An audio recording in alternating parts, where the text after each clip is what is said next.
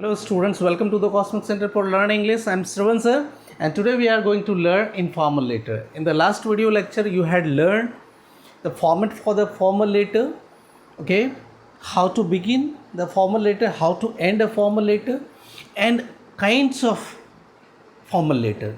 But in the next video lecture we will learn different kinds of formal letter with sampling, how to write them, okay, business letter, job letter, complaint letter, letter to the editors, etc. Okay, but today we are going to learn informal letter. आज हम लोग informal letter सीखने वाले हैं. पिछले video में आपने formal letter का फॉर्मेट जाना था, फिर कैसे उसको लिखा जाता है, स्टार्ट कैसे किया जाता है, एंड कैसे किया जाता है, ठीक है. फिर different kinds of formal letter के बारे में चर्चा हम लोगों ने की थी, लेकिन उसमें प्रैक्टिस बाकी है, ठीक है.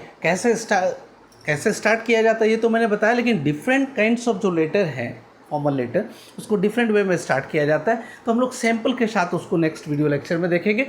आज हम लोग इनफॉर्मल लेटर को देख लेते हैं, ठीक है. तो first we will understand the format, okay, then after we will come to the practice. चलिए पहले देखते हैं हम लोग. मैंने पहले लास्ट वीडियो में ही बताया था कि whenever you will write a letter, जब कभी भी आप एक चिट्ठी लिखोगे तो you start the letter from complete page, on the complete page, okay. मतलब टॉप ऑफ द पेज से आप स्टार्ट करेंगे लिखने के लिए. ऐसा नहीं कि आप मिडल ऑफ द पेज से लिखना स्टार्ट कर दो, ठीक है. ये वे नहीं होता है लेटर लिखने का. बात समझ में आ रही है. You will leave proper margin on the top and on the left and from the left corner, ठीक है, left top corner you will start writing. First you will right sender's address, ठीक है. पेज का सबसे ऊपर भाग में margin छोड़ेंगे, जैसे पेज में रहता है, लेफ़्ट में मार्जिन छोड़ेंगे और लेफ़्ट टॉप कॉर्नर में जो है आप सेंडर्स एड्रेस पहले लिखेंगे, ठीक है. सेंडर्स एड्रेस मतलब सेंडर्स एड्रेस ये नहीं लिखने की ज़रूरत नहीं, ये तो मैं फॉर्मेट बता रहा हूँ इसलिए लिख के बताया. जिस तरह से मैंने एक एग्जाम्पल यहाँ पे दे दिया है, जैसे देख लीजिए, house number H/21 professor colony Kanpur, ठीक है. ये 3 लाइन में. तो मैंने पहले फॉर्मल लेटर में भी बताया था कि जब आप सेंडर्स एड्रेस लिखते हैं, सेंडर्स एड्रेस मतलब जो लेटर लिख रहा है, जैसे मैं अगर लेटर सेंड कर रहा हूँ तो मैं लेटर लिख रहा हूँ, मैं सेंडर हो गया, ठीक है. तो मैं सेंडर हो गया तो सेंडर्स एड्रेस मेरा होगा. तो यहाँ पे क्या है, house number H/21 professor colony Kanpur. ये एक सैम्पलिंग. अब यही आप नहीं लिखोगे, आप जब क्वेश्चन वहाँ रहेगा तो क्वेश्चन में आप कहाँ, अगर वो एड्रेस मेंशन किया हुआ है तो ठीक है, नहीं तो आप इमेजनरी, ठीक है, नहीं तो अपना तो आपको पता ही है एड्रेस, आप खुद का पता दे सकते हो, ठीक है. ये मैं एग्जामिनेशन पॉइंट ऑफ व्यू से मैं कह रहा हूँ. ऐसे लेटर जब लिखना होता है तो ओरिजिनल जहाँ का एड्रेस होता है लोगों का, अपना एड्रेस देता है, ठीक है. बात समझ रहे हो आप ना. तो ये एग्ज़ाम के लिए ये आप कोई भी इमेजनरी दे सकते हो, XYZ भी लिखोगे, लेकिन एड्रेस 3 लाइन में होना चाहिए, ठीक है. उसके बाद 1 लाइन का गैप छोड़ोगे, जैसे फॉर्मल लेटर में आपने छोड़ा था. उसके बाद लिखेंगे डेट. डेट में मैंने यहाँ पे डेट लिखा है, लेकिन DAT यहाँ लिखने की ज़रूरत नहीं है. कुछ को कभी मैंने देखा स्टूडेंट क्या करते हैं कि DAT लिखा, फिर डैश डाला, फिर डेट डाला, ठीक है. ऐसा नहीं, ये डायरेक्ट आप ये लिखोगे. आज मैं लेटर लिख रहा हूँ तो आज डेट मान लो 1 अगस्त है, तो 1 अगस्त 2020, जैसे यहाँ लिखा ना 1 अगस्त, ठीक है, कॉमा 2020 मीन्स 2020. तो आप जिस दिन लेटर, डेट क्या कब का डाला जाता है, जिस दिन लेटर लिखा जाता है, ठीक है, उस दिन का डेट डाला. लेकिन इस तरह से लिखिएगा आप. कभी कभी लोग लेटर का एड्रेस इस तरह से लिखते हैं, वो उचित नहीं है. जैसे आज है 1 अगस्त, तो मैं लिखता अगर यहाँ पे कि 1 ऐसे 1 दिखाई पड़ रहा है ना, ठीक है. जैसे 1 अगस्त है तो 8/2020 अगर यूँ लिखता मैं, ठीक है, तो ये अप्रोप्रिएट नहीं है लेटर में. इस तरह से नहीं लिखना चाहिए, ठीक है. तो आप लिखोगे, जैसे मान लो 12 फरवरी है, ठीक है, suppose it is 12 February, the that is 12 फरवरी. तो क्या लिखेंगे, 12 फरवरी 2019 है, 2020 है, जो भी है ये, ठीक है, आप उस तरह से लिखोगे। नेक्स्ट, उसके बाद फिर एक लाइन का गैप छोड़ोगे, और फॉर्मल की तरह नहीं है, ये बहुत सिंपल है, very simple, the format of an informal letter. See, just after date you will leave one line gap, एक लाइन गैप छोड़ेंगे, and then after you will write salutation. ठीक है, जो हम उसको हम क्या कह सकते हैं, अभिवादन या फिर एड्रेस करना, संबोधित करने की जैसे बात है। तो सैल्यूटेशन, जैसे जिनको पत्र लिख रहे हो, ठीक है, तो इनफॉर्मल लेटर किसको लिखा जाता है मैं पहले भी बता चुका हूँ, यहाँ मैंने लिख रखा है, देख लीजिए। इसका स्क्रीनशॉट आप लेंगे, बाद में रेफरेंस में कायम आएगा कि इनफॉर्मल लेटर जब भी लिखते हैं, किनको लिखते हैं, फ्रेंड्स को लिखते हैं या रिलेटिव्स को लिखते हैं। ठीक है, इधर फ्रेंड्स को या रिलेटिव्स, रिलेटिव में सब आ गए, आपके फादर, मदर, ब्रदर, सिस्टर, ठीक है, अंकल, आंट, ठीक है, और भी तरह के जो रिलेशन होते हैं। ठीक है, तो सारे रिलेटिव्स को आप लिख सकते हो लेटर, और जो लेटर होगा वो क्या होगा, इनफॉर्मल होगा। ठीक है, तो सैल्यूटेशन में आप स्टार्ट करोगे तो उसमें डियर या माय डियर लगाओगे, और फिर जिनको लिख रहे हो, जैसे dear father, dear mother, dear friend, dear sister, dear uncle, dear aunt, ठीक है, dear mother in law, father in law, जो भी रिलेशन में है। ठीक है, इस तरह से। तो मैंने यहाँ पे लिखा है, देखिए साथ में, इसके सैल्यूटेशन लिखने की ज़रूरत नहीं, यही सैल्यूटेशन की जगह पे आ जाएगा। ठीक है, ये फॉर्मेट है। ठीक है, बात समझ में आ रही है ना। अब है सैल्यूटेशन लिखा, उसके जस्ट नीचे से, ये फॉर्मल लेटर नहीं है, उससे बहुत इजी है।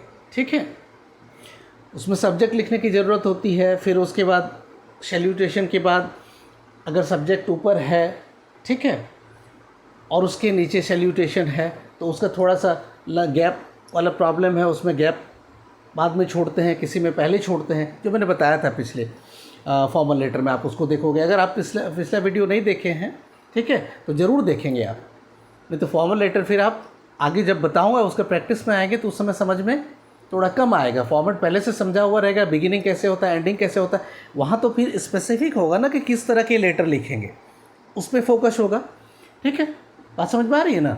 तो चलिए अब देखिए, यहाँ पे सैल्यूटेशन के जस्ट बाद लिखना स्टार्ट कर देंगे। तो लेटर का बिगिनिंग जो करेंगे हम, तो एक फर्स्ट पैरा में जो बातें कहनी है, ठीक है, और जो बातें आपको मान लिया उनसे सुनने में आई, उसका थोड़ा जिक्र अगर करना है तो फर्स्ट में, और सेकंड पैरा में आप एंड करेंगे।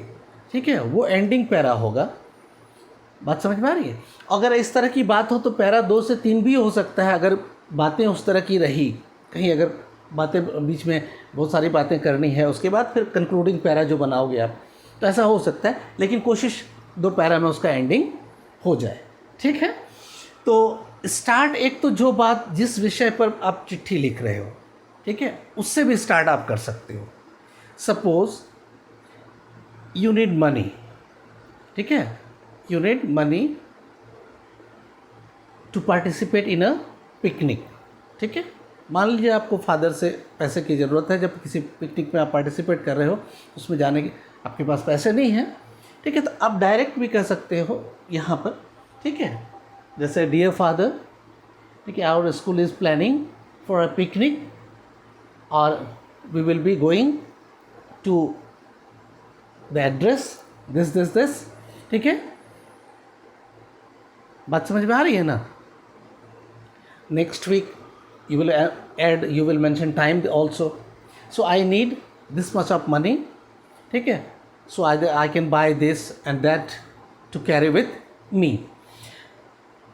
तो ये प्रॉब्लम हो गया। दूसरे पैरा में therefore please send the money at earliest, और फिर उसके बाद घर के बारे में कुछ चर्चा अगर करना है तो एक डायरेक्ट मैं कह रहा हूँ कि अगर प्रोफेशनली बात उतनी ही कहनी, हालांकि वो लैंग्वेज आपका ये होना चाहिए टोटली इनफॉर्मल, बातचीत की भाषा। फॉर्मल लेटर और इनफॉर्मल लेटर में अंतर है कि जब चिट्ठी आपकी कोई पढ़े आपके फादर, तो लगे कि आप उनके सामने हो और आप बता रहे हो, उनकी इमेज में वो तस्वीर बननी चाहिए। ठीक है, तो इनफॉर्मल लेटर बिल्कुल बातचीत की भाषा में लिखी जाती है और बड़ा सिंपल, ठीक है, क्लियर कट जो आप कहना चाह रहे हो वो वहाँ पे कन्वे हो रहा है। फिर सैम्पलिंग मैं करूँगा, इसका एग्जाम्पल मैं लेटर, कई लेटर मैं लिखा हुआ दूंगा आपको, ठीक है। तो आप जब उसको देखोगे तो एक आइडिया लग जाएगा कि इस किस तरह से लिखना चाहिए। लेकिन अभी मैं फॉर्मेट आप ठीक से समझ लो, बिगिनिंग कैसे कहता हूँ। तो एक बात से ही स्टार्ट कर सकते हो। दूसरा, और भी कुछ सेंटेंसेस मैं बता रहा हूँ, लेकिन पहले हम लोग आगे इसको देख लेते हैं फॉर्मेट को। तो पहले फर्स्ट पैरा सेकेंड पैरा में एंड करने की कोशिश करेंगे, और उसके बाद एंडिंग पैरा एंड करने के बाद लेटर को जब एंड करेंगे तो एंड करते समय हम लोग क्या लिखते हैं, ठीक है।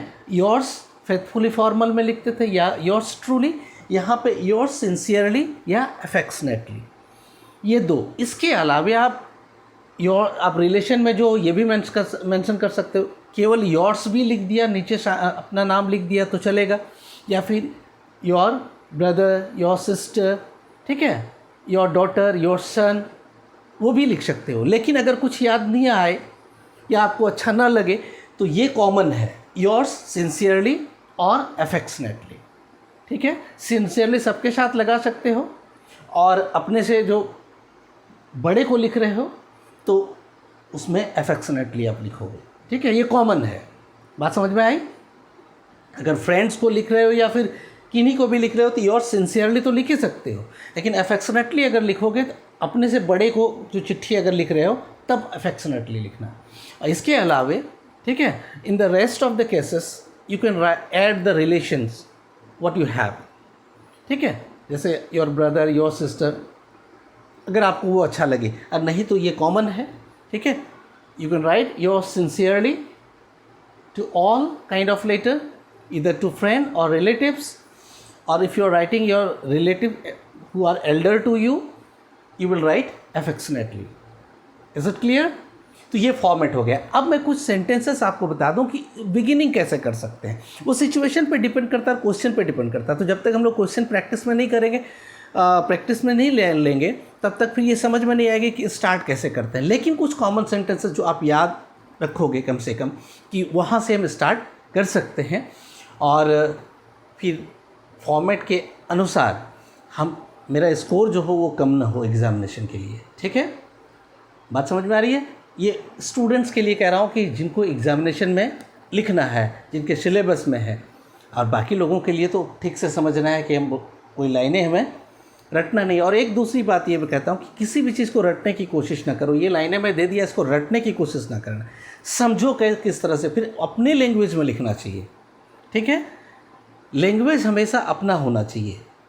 आप दूसरे से सुनो, दूसरे से सीखो, लेकिन जब आप उसको रिप्रोड्यूस करो, ठीक है, जब फिर आपसे बाहर निकले तो वो लगे कि ये आपका अपना है, तब उसकी सुंदरता आएगी, ठीक है। बात समझ में आ रही। तो चलिए अब कुछ सेंटेंसेस जो बिगिन आप कर सकते हैं लेटर को, जैसे I haven't received your letter for a long. मान लिया बहुत दिनों से बातचीत नहीं हुई, लेटर आप लिखना है टू योर फादर, ठीक है, जिसमें आपको वर्णन बताना है कि you have secured good marks in the examination, okay, your result of your final examination has come out and you are to inform your parents, ठीक है, इधर योर फादर और मदर। तो अब क्या होता है कि उसमें क्या आप यहाँ लिख सकते हो कि मान लो उनसे, ये कल्पना कर रहे हो कि उनसे बहुत दिनों से चिट्ठी नहीं मिले, यहीं से स्टार्ट करते हैं।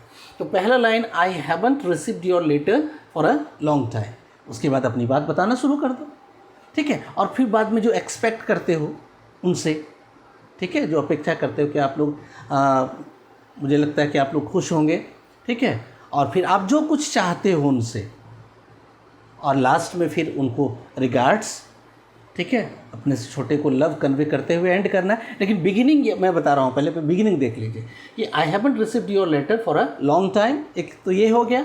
दूसरा, received your letter just now, ठीक है, मान लो अभी भी उनकी चिट्ठी मिली और तुरंत जवाब लिख रहे हो, आप रिप्लाई लिख रहे हो, ठीक है। तो उस केस में ऐसे received your letter just now, I am very glad to read it, मैं उसको पढ़कर बड़ा खुश हुआ, ठीक है, जिसमें आपने बताया है, आपको जो बातें बतानी होगी वो आप फिर एक्सटेंशन, वहाँ फिर वो पैरा की बात है, बॉडी ऑफ द लेटर की बात है, ठीक है।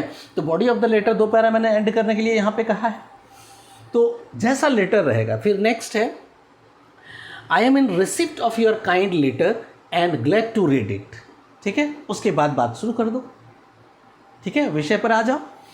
आई एम इन रिसिप्ट, ठीक है, I am in receipt of your kind letter and glad to read it. तो काइंड लेटर की जब बात आती है तो फिर आप जनरली एल्डर से जो आया हुआ लेटर होता है, फ्रेंड से भी आप कह ही सकते हो, ठीक है। फिर है I am highly delighted, next type से I am highly delighted to receive your letter just now, ठीक है। एक तो मैंने बताया कि जो बात है उससे ही भी स्टार्ट कर सकते हो, बिगिनिंग कर सकते हो, जो विषय है वहीं से, अगर नहीं तो इन तरीक़ों का, ठीक है, सहारा आप ले सकते हो।